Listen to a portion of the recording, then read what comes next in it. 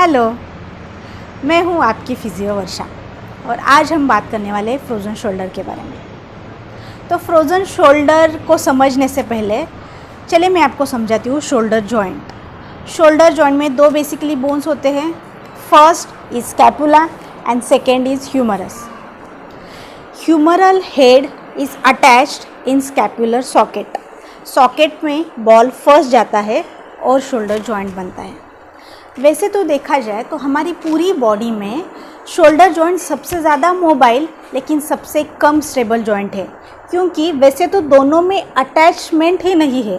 It is completely depend on muscles और ligament जो उसके आजू बाजू में है। तो इसलिए शोल्डर में इंजरी होना, शोल्डर का पेन होना, डिसलोकेशन होना वैसे कॉमनली देखा जाता है।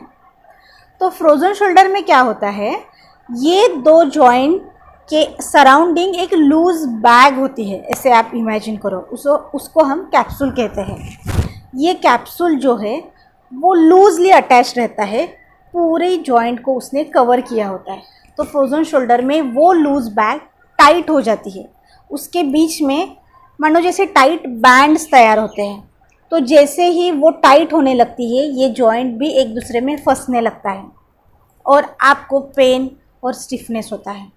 तो frozen shoulder is nothing but capsular tightness, capsular stiffness, और उसकी वजह से उसके अंदर जो लिक्विड है, साइनोवियल फ्लूइड है, वो भी धीरे धीरे कम होने लगता है और जॉइंट की ओवरऑल मोबिलिटी कम होती है।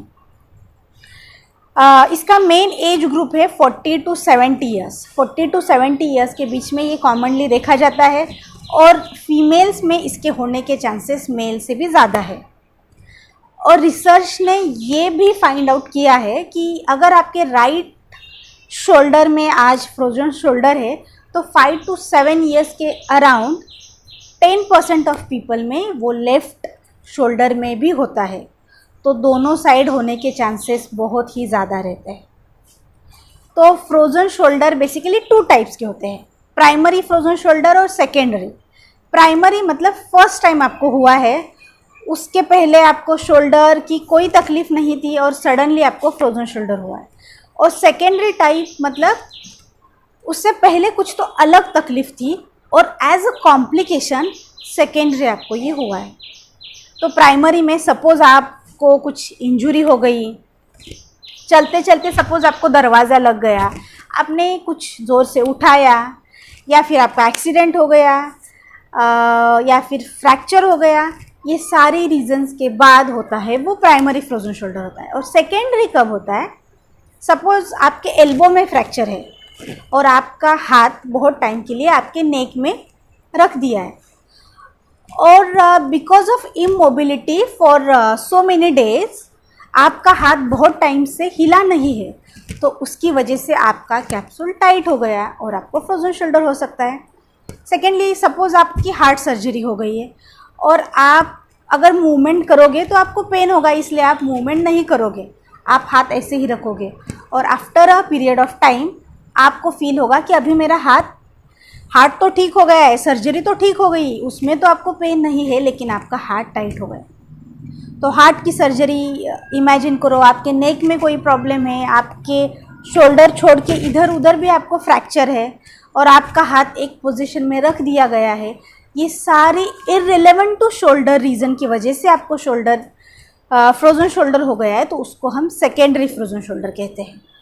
ओके, तो फ्रोज़न शोल्डर की डेफिनेशन अगर इन शॉर्ट में आपको बताऊँ तो frozen shoulder is nothing but painful restriction of shoulder. Pain होगा और रेस्ट्रिक्शन होगा।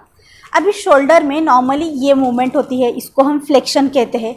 सामने से हाथ 180 डिग्री तक ऊपर जाता है, दिस इज़ फ्लेक्शन। साइड से हाथ पूरा कान तक ऊपर जाता है, दिस इज़ एबडक्शन, ये भी अराउंड 180 डिग्री होता है।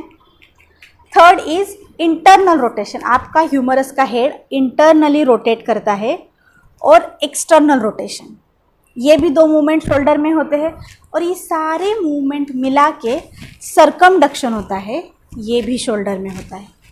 और जब आपका कैप्सूल टाइट होने लगता है, उसमें अधेजन फॉर्म होते हैं, तो आपकी एक एक मूवमेंट कम होने लगती है।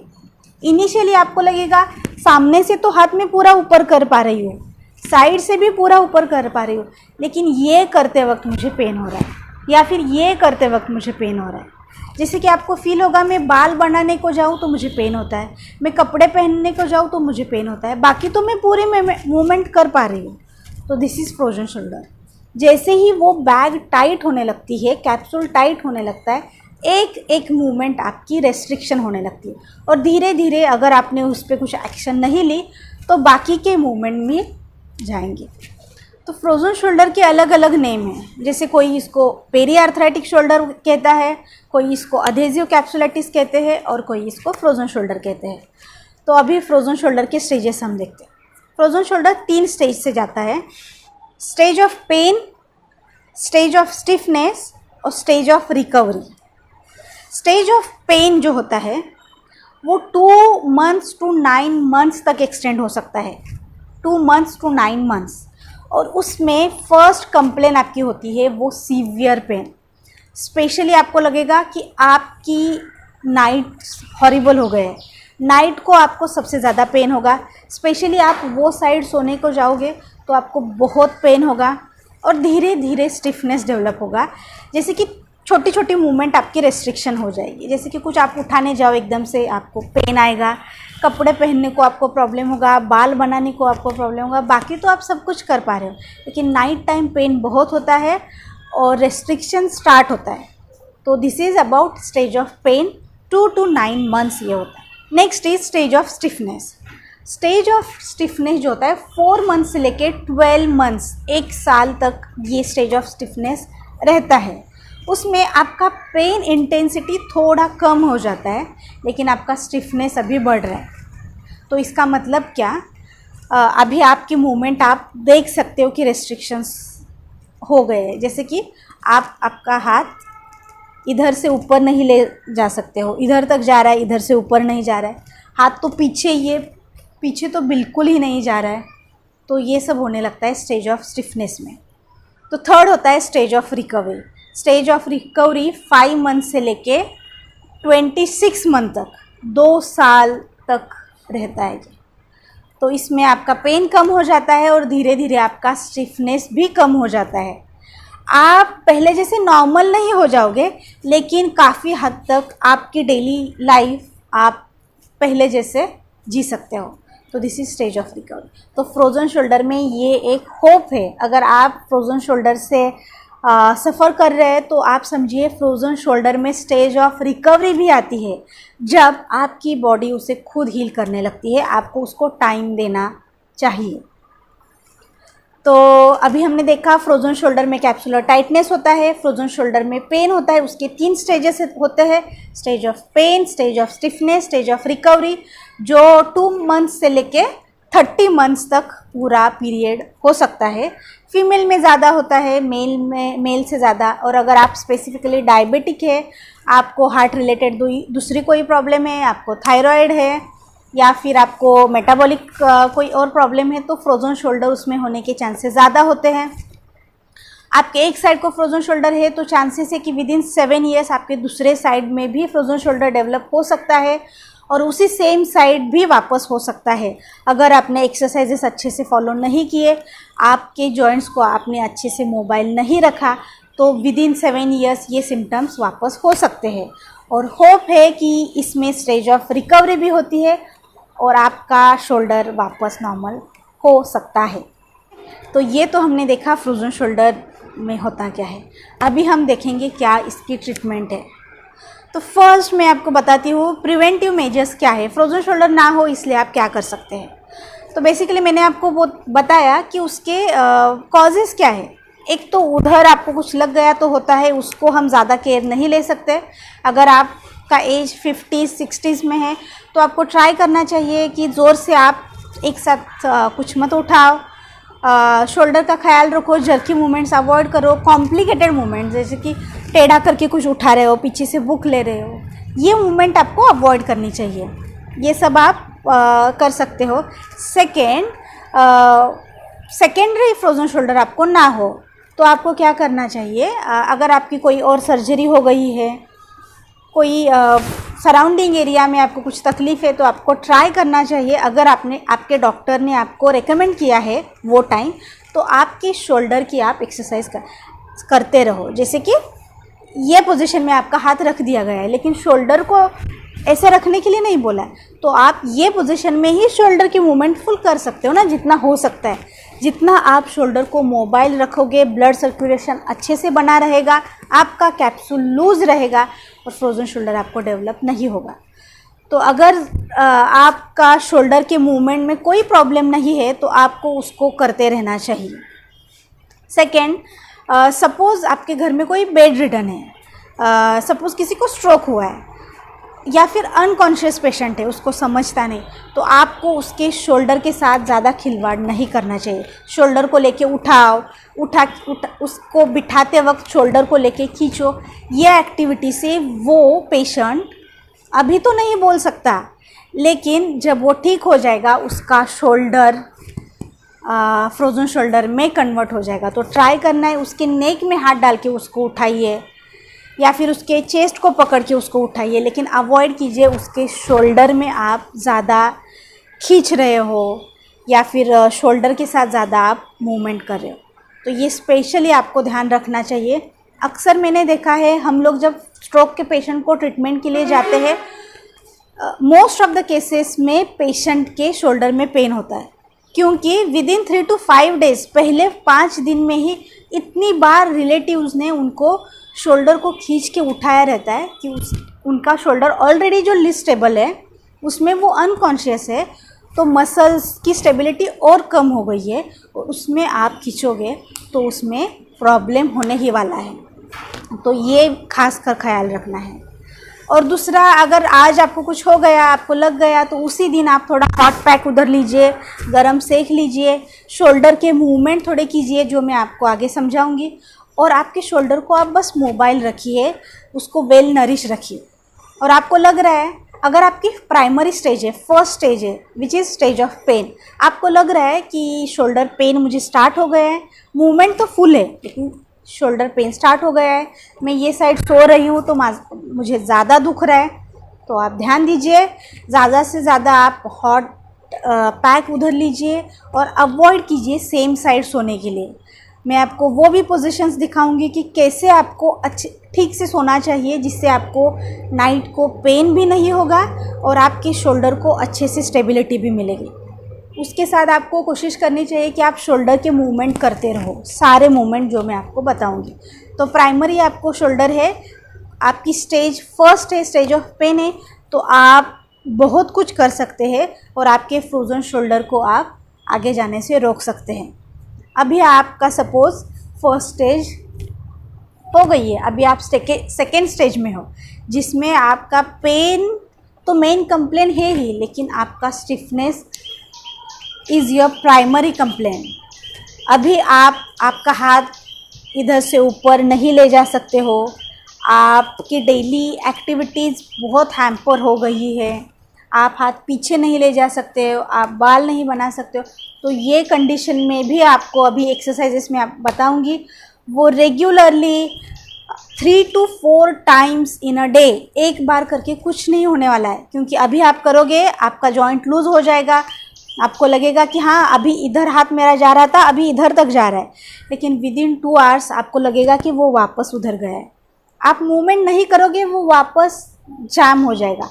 विदिन 3 to 4 आवर्स में आपको करते रहना है, करते रहना है, करते रहना है, जिससे आपका शोल्डर अच्छे से लूज़ हो जाएगा। तो सेकेंड स्टेज से भी हम बैक टू नॉर्मल आ सकते हैं, लेकिन अगर आप थर्ड स्टेज में हैं फिर भी आपको एक्सरसाइज करते रहना है, क्योंकि ये वापस दोबारा हो सकता है।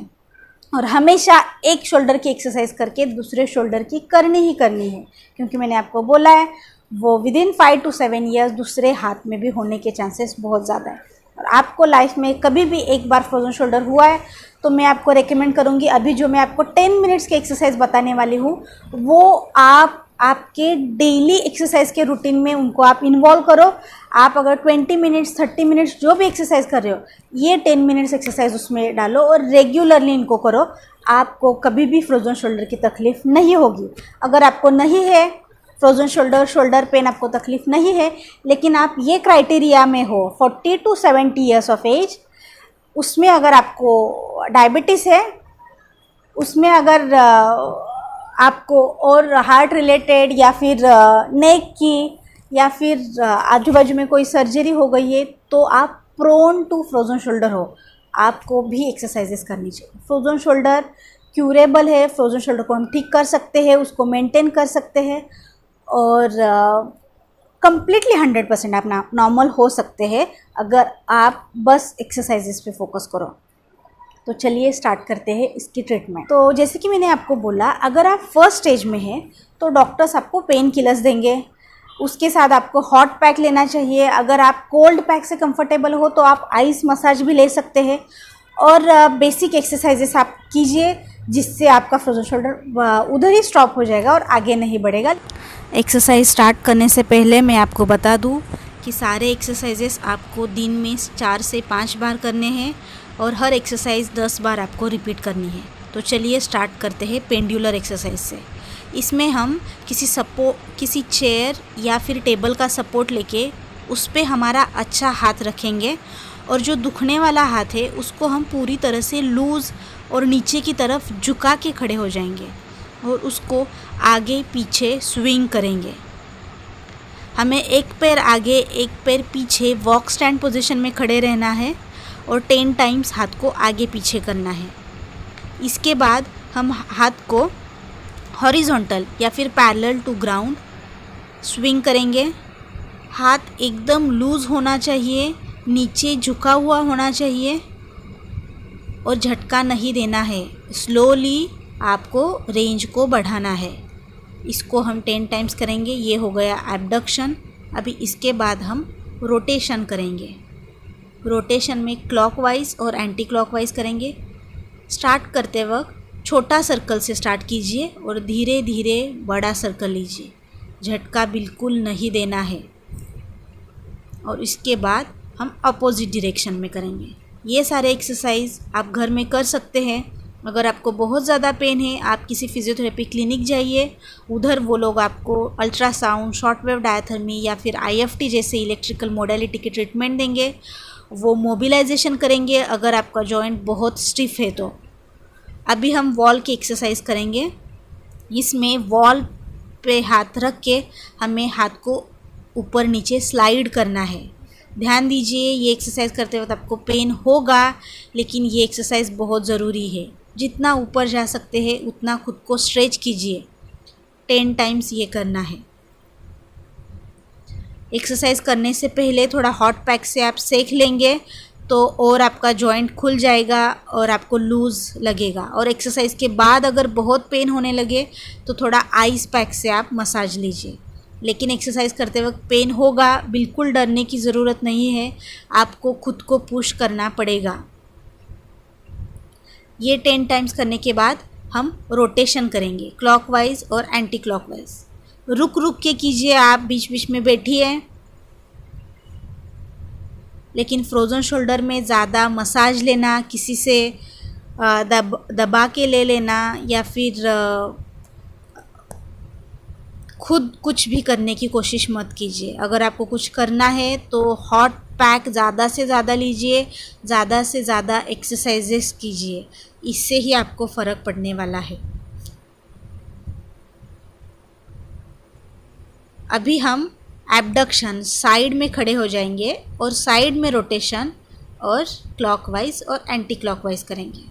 आप बीच बीच में वीडियो पॉज कीजिए, रुकिए और फिर एक्सरसाइज चेंज कीजिए।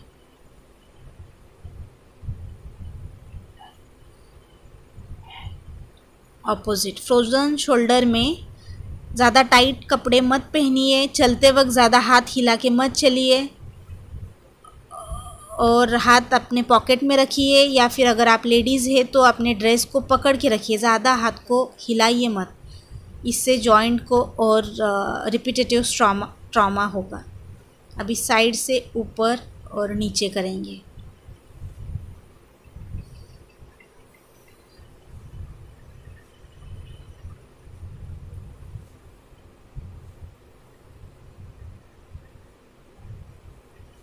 ये एक्सरसाइज खाने से पहले बाद में ऐसा कोई भी रूल नहीं है। ये एक्सरसाइज आप जब चाहे कर सकते हैं। मैं रेकमेंड करूँगी सो के उठ के, सोने से पहले, रात को, सुबह उठने के बाद और बीच में 2-3 बार, ऐसे दिन में 5 बार अच्छे से रिलीजियसली कीजिए। आपका जॉइंट बहुत जल्दी ठीक हो जाएगा। और दोनों साइड की एक्सरसाइज कीजिए। एक हाथ दुख रहा है तो दूसरे साइड का भी कीजिए। ये वॉल और पेंडुलम एक्सरसाइज के बाद अभी हम स्टिक से करेंगे। स्टिक को पकड़ के हाथ ऊपर नीचे कीजिए करेंगे। अगर आपकी रेंज अच्छी है, आपको ज़्यादा पेन नहीं है, तो ये एक्सरसाइज को आप स्किप भी कर सकते हैं और विदाउट स्टिक भी आप हाथ ऊपर नीचे कर सकते हैं।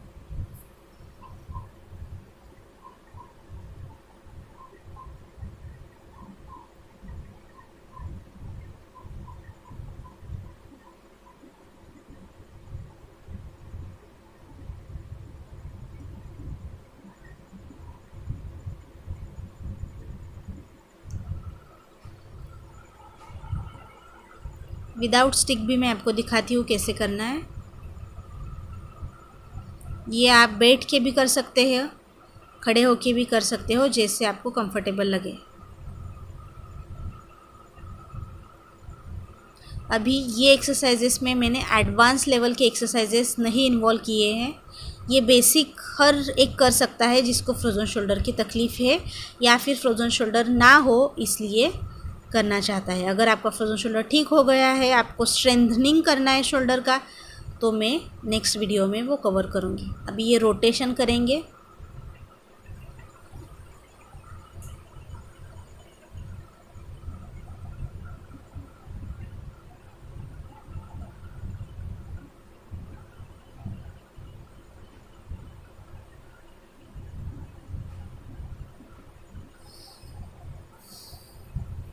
इसके बाद टॉवेल लेके पीछे से रोटेशन करेंगे।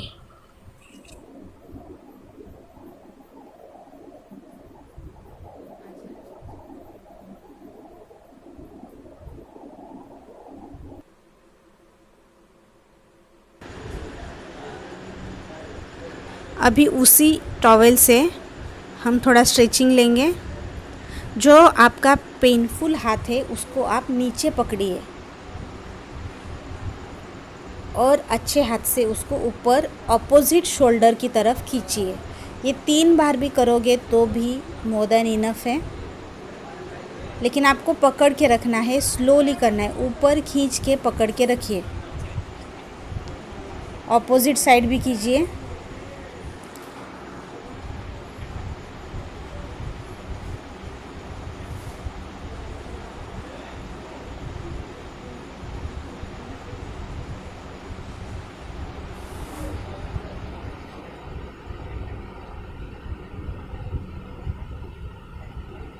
आप सारे एक्सरसाइज रोज़ कीजिए और मुझे बताइए आपको कैसा लगा। तो मैंने ट्राई किया है सारे एक्सरसाइजेस कवर करने के। आप देखिए आपकी पेन की इंटेंसिटी के अनुसार और आप जितना कर पा रहे हैं रेगुलर इसको कीजिए। और आप मुझे कमेंट सेक्शन में ज़रूर बताइए अगर कोई एक्सरसाइज में आपको प्रॉब्लम हो रहा है या फिर आपको किसी और चीज़ पे वीडियो चाहिए। अगर ये एक्सरसाइजेस, ये वीडियो आपको हेल्पफुल लगा तो please like, share and subscribe to my channel. Thank you और मिलते हैं अगले वीडियो में।